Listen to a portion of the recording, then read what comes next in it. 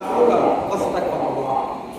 আয়াতের ব্যাখ্যাতে তাফসীর বড় বড় তাফসীরে কিতাব আছে যে ওয়ালাউ আন্নাহু ইযলামু আনফুসাহুম, এটা বলা হচ্ছে যদি তারা আপন আত্মার উপর জুলুম করে।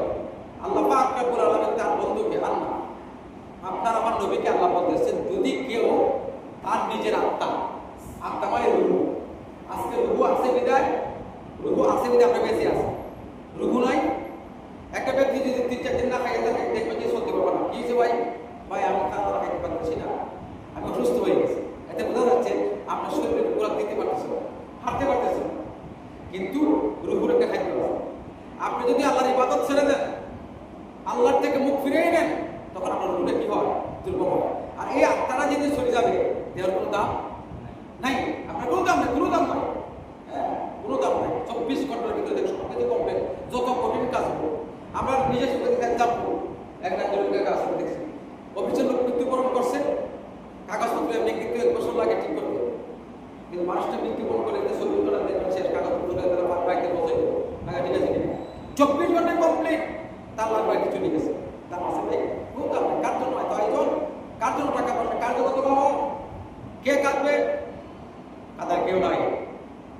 আমার বাবা এতিম হইয়া যেদিন মৃত্যুবরণ মানুষ করবে, যত আপন স্ত্রী, পুত্র, মা, বাবা, ছেলে, সন্তান, কত মায়া কত মহাব্বত আপনি করেছেন, আপনাকে কত মায়া মহাব্বত করেছেন, রাত্রে বসাতে যারা পাইছেন, ছেলে হোক মেয়ে হোক স্ত্রী হোক, আমার বাবা আমার স্বামী, আমার মা আমার সাথে যারা পাইছে জানিয়ে দিয়েছে, যেদিন মৃত্যুবরণ করবে ওই আপন জনেরা আপনাকে কোনো ঢুকাবে না, দলিল দিবে, মশলা দিবে, নামার ভিতরে ঢুকানো যাবে না। সবচাইতে বড় কথা হলো ভাই আমার বাবারা, আমার মানুষ যখন মৃত্যুবরণ করে মানুষের নাম পর্যন্ত পরিবর্তন হয়ে যায়। এখানে এখানে কামাল সাহেব ডাকবে না, কামাল সাহেব ডাকবে না, জলিল সাহেব ডাকবে না, মাসুর সাহেব ডাকবে না, ডাকবে কি না?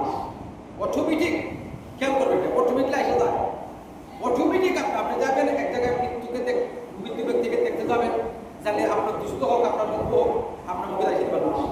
পরীক্ষাটা দেখেন, তাইলে এত অহংকার, এত বড় আয়, এত থাকা করি দুনিয়ার মুখে কিছুই দেখবে না, একমাত্র আমাদের সঙ্গে যাবে আমল, আমাদের সঙ্গে যে খবরে প্রস্তুত হবে।